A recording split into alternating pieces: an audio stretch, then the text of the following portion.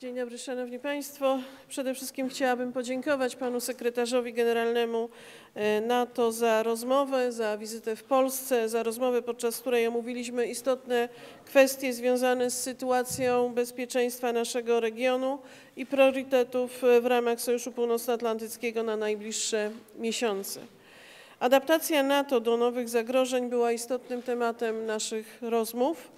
Chcę podkreślić, że w obliczu zmian w środowisku bezpieczeństwa wspólnym interesem wszystkich sojuszników jest to, żeby Sojusz zachował jedność, sprawność i gotowość do działania w obliczu zagrożeń płynących z różnych stron i z różnych źródeł. Wydarzenia wokół naszych granic, a zwłaszcza nadchodzące rosyjsko-białoruskie manewry Zapad 2017 oraz zagrożenia związane z terroryzmem i niestabilnością na Bliskim Wschodzie i w Afryce Północnej pokazują, że jako Sojusz powinniśmy kontynuować proces adaptacji rozpoczęty w Newport i w Warszawie. W tym kontekście priorytetem dla Polski będą przygotowania do przyszłorocznego szczytu NATO w Brukseli i wzmocnienie sojuszniczego odstraszania i obrony. Z satysfakcją odnotowujemy rozmieszczenie sił sojuszniczych w Polsce i państwach bałtyckich.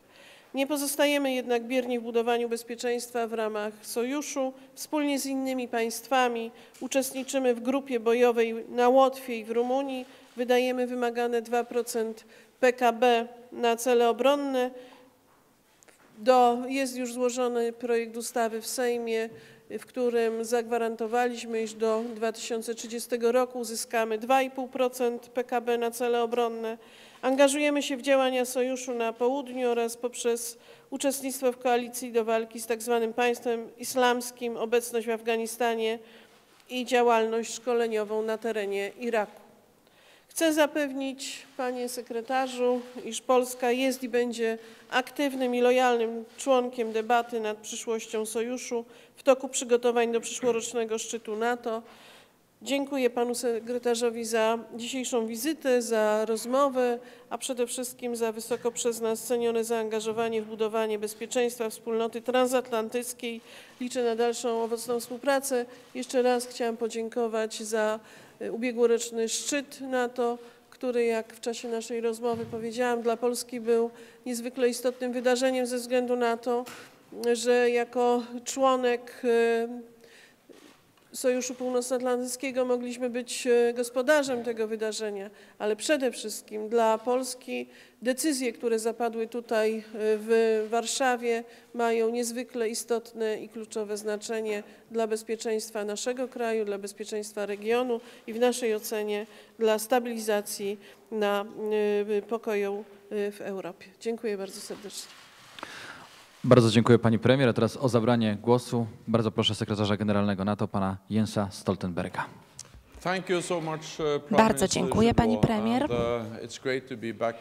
Świetnie jest być znowu w Warszawie. Polska była pierwszym krajem, który odwiedziłem jako sekretarz generalny NATO w 2014 roku i naprawdę doceniam naszą bliską współpracę, a także wkład Polski na rzecz naszego wspólnego bezpieczeństwa i na rzecz kolektywnej obrony.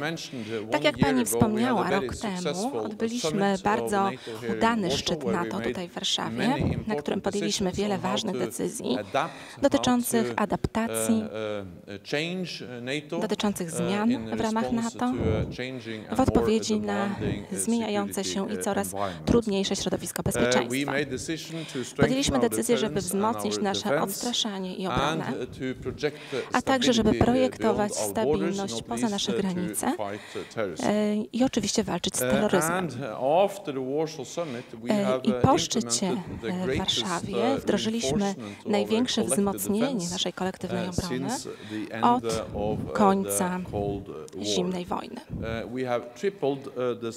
Potroiliśmy wielkość sił odpowiedzi NATO, ustanowiliśmy nowe kwatery na wschodzie Sojuszu i podnieśliśmy naszą wysuniętą, wzmocnioną obecność w Polsce, a także w Estonii, Estonii, na Łotwie i na Litwie.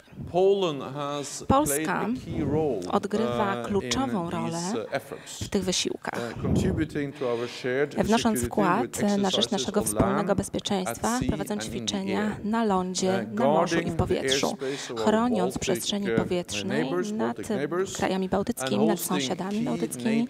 Polska jest również gospodarzem głównych instalacji natowskich, w tym również w ramach Międzynarodowego Korpusu Północ-Wschód. I w przyszłym roku będzie również gospodarzem otwartej obrony antybalistycznej, instalacji obrony antybalistycznej. Polska również pomaga rozszerzać stabilność poza nasze granice. Setki polskich żołnierzy służą w Afganistanie, a także w Kosowie. Polskie siły lotnicze również wnoszą wkład na rzecz globalnej walki z ISIS na Bliskim Wschodzie. Poza tym Polska stanowi przykład, jeżeli chodzi o wydatki na obronność, inwestując 2% PKB w obronność. Bardzo cieszę się ze zobowiązania Polski na rzecz dalszego zwiększania wydatków na obronność. Dzisiaj podczas naszego spotkania rozmawialiśmy o tym, jak ważna jest obecność NATO w Polsce. W Orzyszu wasze siły ćwiczą razem z siłami amerykańskimi, brytyjskimi i rumuńskimi. Nasza wielonarodowa grupa bojowa w Polsce stacjonuje tutaj. Mamy również grupy bojowe w krajach bałtyckich, na Litwie, Łotwie i Estonii. To wszystko znak jedności NATO, siły, a także zdecydowania. W ten sposób wysyłamy jasny sygnał, że atak na jednego sojusznika stanowi atak na cały sojusz. Jesteśmy tutaj po to, żeby zapobiegać konfliktowi, a nie żeby go prowokować. Kiedy napięcia były duże, kiedy są duże, dialog jest nawet jeszcze ważniejszy. Dlatego właśnie NATO zawsze stara się trzymać otwarte kanały komunikacji z Rosją. Podczas spotkania w ubiegłym miesiącu pomiędzy Rady NATO-Rosja, Rosja poinformowała nas o ćwiczeniach Zapad 2017. Będziemy przyglądać się bardzo uważnie przebiegowi tych ćwiczeń. Rozpoczną się one w przyszłym miesiącu. Wszystkie kraje mają prawo do prowadzenia ćwiczeń swoich sił zbrojnych, ale kraje powinny również respektować zobowiązania na rzecz przejrzystości, a zatem wzywam Rosję do wypełniania swoich zobowiązań w ramach dokumentu wiedeńskiego OBWE, ponieważ przewidywalność, transparencja to kwestie bardzo ważne, kiedy mamy zwiększoną działalność wojskową wzdłuż naszych granic. Dokument wiedeński jest najlepszą platformą, ażeby zapewnić przewidywalność, a także przejrzystość, jeżeli chodzi o ćwiczenia wojskowe i aktywność wojskową. A zatem, pani premier, raz jeszcze serdecznie dziękuję za pani przywództwo i dziękuję za goszczenie mnie i mojej delegacji w Warszawie. Dziękuję. Bardzo serdecznie dziękuję panie sekretarzu, dziękuję serdecznie państwu za uwagę. Dziękuję pani premier. Do widzenia.